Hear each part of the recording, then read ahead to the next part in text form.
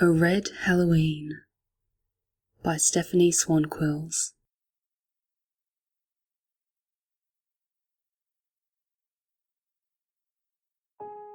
My brand new red high tops were ruined. I had bought them especially for the party, and now they were smeared with mud. I had wanted to go so badly. Richard was going to be there. He always had the nicest smile. I swung myself back and forth on the swing set, my stained shoes kicking at the crisp autumn leaves and my bright red riding cape fluttering like wings, wind whistling through the tears.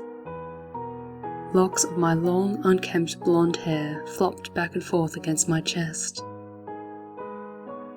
Kids walked past the park in lines like ducklings, dressed as princesses, ghosts, pirates, superheroes, and whatever other pop culture costume was trendy this year.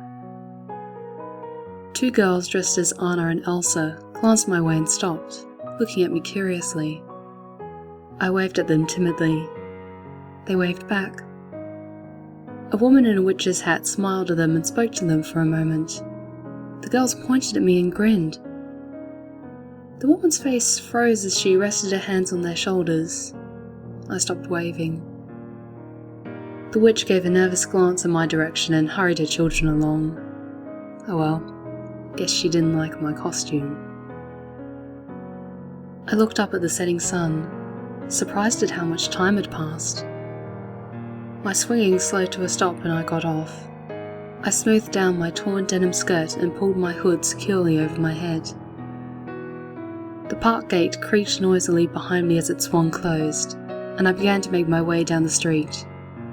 Plenty of children were still around, running up and down the street with reckless abandon, giddy on sugar, with their parents at their heels making sure they would be safe.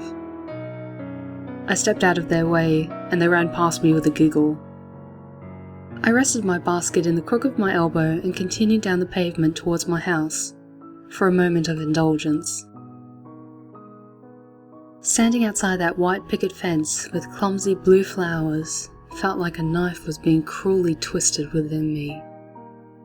I reached out my hand tentatively, my chipped red fingernails glinting like candy in the fading orange sunlight, and rested it on one of the points of the fence. I gazed up at my family's home, at the barren white walls, the empty porch, and the half-empty bucket of candy near the gate with "Take One" written on the side. We always decorated for Halloween. The tree looked so bleak without the spiderwebs. The front lawn was missing the plastic zombie arms thrusting up through the dead leaves. There wasn't even a jack-o'-lantern by the door. A flicker of movement in the corner upstairs bedroom caught my eye and I released my grip on the fence. It had to be my sister. The figure paused by the window, then disappeared. "Come on, look at me," I muttered under my breath. I glanced at the sunset, and the last gleam of orange light was fading over the suburbs. Slowly I closed my eyes and clenched my fists, pain spiking through my body as I dug my nails deep into my palms. "Please, Beth, just once." My eyes snapped open and I stared at her bedroom. "Look at me." Suddenly the window flew open and Beth's head and shoulders appeared. She was looking straight at me.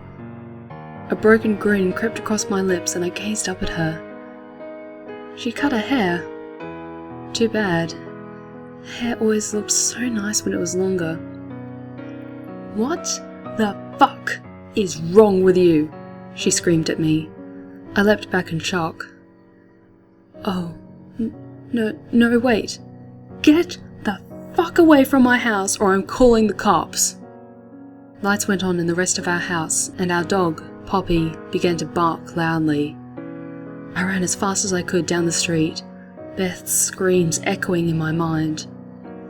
All I wanted to do was see her. Was that so wrong? Tears ran down my already messy face, and leaves rushed aside as I ran through groups of trick-or-treaters. It wasn't until I was safely 3 blocks away and hiding behind Mrs. Gertschwitz's garden shed that I collapsed to my knees. It was one of the few places in the neighbourhood where I could hide, and the comforting scent of her azalea and lavender bushes smothered me. I wiped my tears away with dirty fingers, smearing my dark eyeliner even more. The sounds of scampering children were beginning to die down as parents ushered them back into their homes for tasteful Halloween movies and chocolate feasts. Another noise began to build. A boorish, hedonistic sound. Roaring car engines with booming speakers, the clack of stiletto heels on pavement, the hooting and cheering of the local football team. It was the adults' time to celebrate. I pulled my hood back into place to hide my face, tears still caught on my lashes. There was nothing left for me here. No more sentiments to tug at my heartstrings. Now, my mind was fixed on only one. I walked through the neighbourhood towards my goal, passing by houses, their inhabitants either turning in for the night or just getting started. There was the good-intentioned Mrs. Thompson, who gave out spiced pumpkin seeds instead of candy. Most kids hated her for it, but I liked them. I could smell the toasted spices coming from her kitchen. Her front lawn had smiling cardboard black cats with reflective green eyes, and white sheets draped over basketballs to look like ghosts. She would be eating her famous pumpkin pie and watching Hocus Pocus with her husband and kids. I hoped they had a nice night. A car full of giggling sorority girls dressed as skeletons sped past me, singing Time Warp at the top of their lungs, while trying to dance in the confines of their vehicle. I muttered the lyrics under my breath with a smile, even wiggling my hips a little. It almost made me forget my intentions tonight, but as I grew closer to my destination, the joys of Halloween seemed to fade away. Mr. Isaacs was exactly where I expected him to be. There was always the biggest line outside his house, and even at this late hour, kids were still coming to his door. King-size candy bars, giant lollipops, he even had gluten and sugar-free options.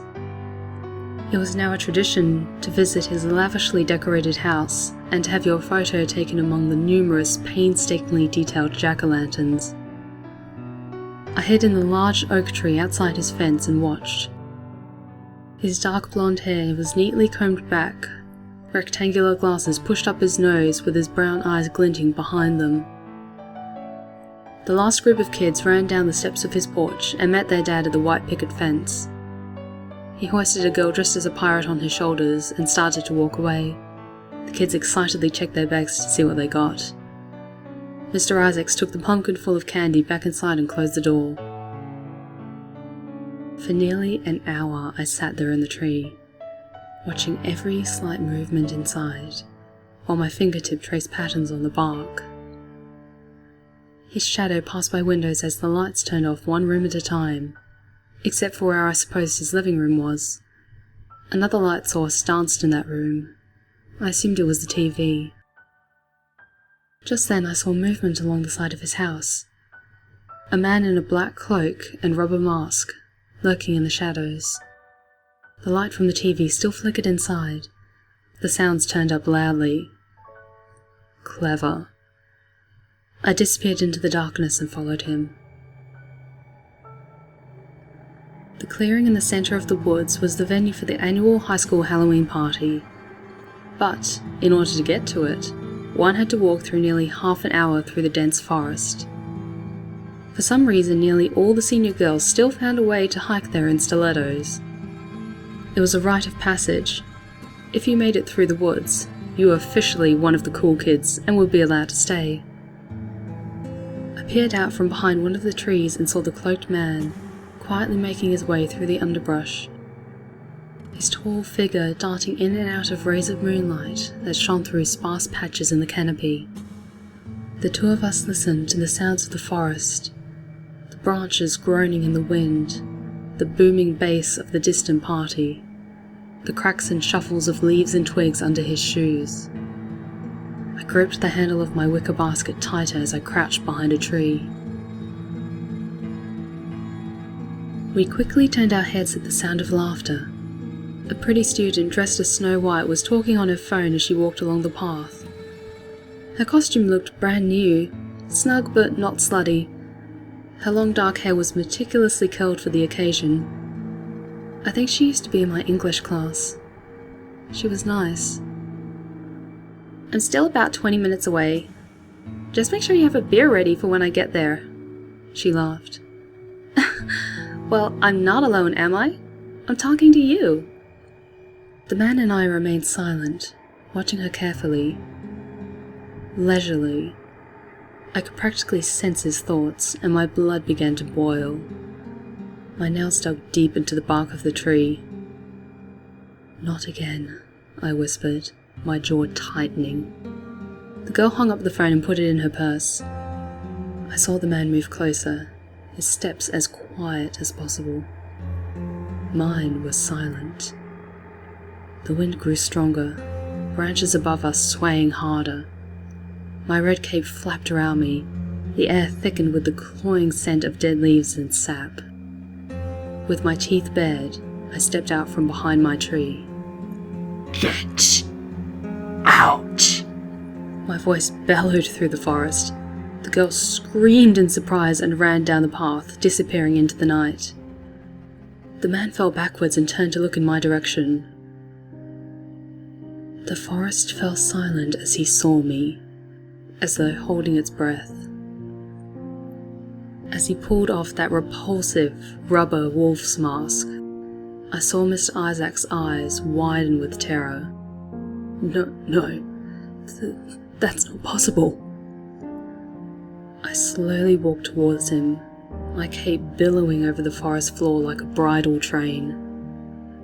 I could hear his heart racing as he looked from my face to the bruised marks in the shape of fingers around my neck, to the multitude of scarlet lacerations that crisscrossed up my legs, my arms, my torso.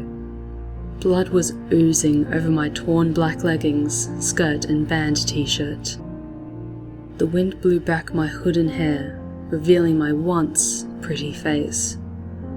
My blood-stained cheeks, my wavy blonde locks, and the dark, gaping hole where one of my eyes once was. "Run, rabbit, run," I whispered. He tried to rise up as a gust of wind knocked him onto his back, and he frantically scrambled to his feet once more, sprinting off into the darkness.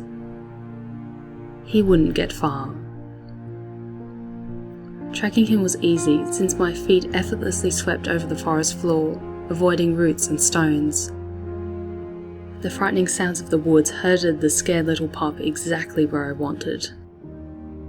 Branches lashed out at his face and legs, and when I heard a loud scream, a snapping of twigs, and a tumble of a heavy weight, I slowed my pace. The vines that had tripped him up moved back to let me pass, and I stood at the mouth of a massive hole. Carefully I peered inside, and the branches above groaned apart to allow the moonlight to shine through. Mr. Isaacs howled in pain as he clutched at his leg with his hands that trembled with shock and agony. The pit was filled with broken glass and Halloween candy, the yellowy light glinting off the razor-sharp shards and multicolored wrappers. Pieces of glass were stuck deep into his palms as he tried to crawl towards me, crying out like a wounded animal. Pathetic. "Please, please," he muttered. Some of the glass cut his cheek and jaw from where he landed. I sighed and moved to the pile of dirt beside the hole, carefully setting down my basket. One handful at a time, I began to fill the hole. He tried to get on top of the dirt, climbing his way up with trembling, bloody hands and screaming for help. The roots of a nearby tree shot out of the side of the hole and lashed around his neck. Tight enough to bruise, but not kill. I wanted him alive for as long as possible. He choked and gargled on saliva as the roots held him in place, face to face with the candy he loved so much. His head fixed on looking upwards to watch me as I buried him one handful of dirt at a time. Hours ticked by. His face was growing pale from blood loss. At last his body and neck was covered, and all I had to do was push the last large pile of dirt to seal him in. "I'm sorry," he gurgled. "I'm so sorry." I stood by the edge of the hole and looked down at him. I sadly shook my head. "Do you remember what you said when you held that knife above my eye, ready to carve it out like a jack-o'-lantern?" I said softly. He shook his head, tears gathering in his eyes. "Happy Halloween." With that, I pushed the last of the dirt into the hole and smothered the final panicked scream of Mr. Isaacs. Slowly, I lay atop the grave and gently smoothed out the top with my hands. I pressed my ear to the ground and listened. For a few minutes, there was the muffled sobs, and then finally, blissful silence. The moonlight disappeared as the canopy settled back into place, and I sat up and reached over to my basket. I pulled back the red gingham cloth with a smile. The finishing touch. Carefully, I cupped my hands around the perfectly orange, perfectly shaped jack-o'-lantern, its face carved with crooked teeth and triangular eyes. My filthy hands caressed its waxen skin, and I brought it to my lips. I exhaled, and a tiny red flame danced within it. Slowly, I set the pumpkin atop my killer's grave. The wind flowed through me as my skin became transparent. My wounds didn't ache anymore, not even my missing eye. As I released my hold of the jack-o'-lantern, I let go of the anger and knew no more.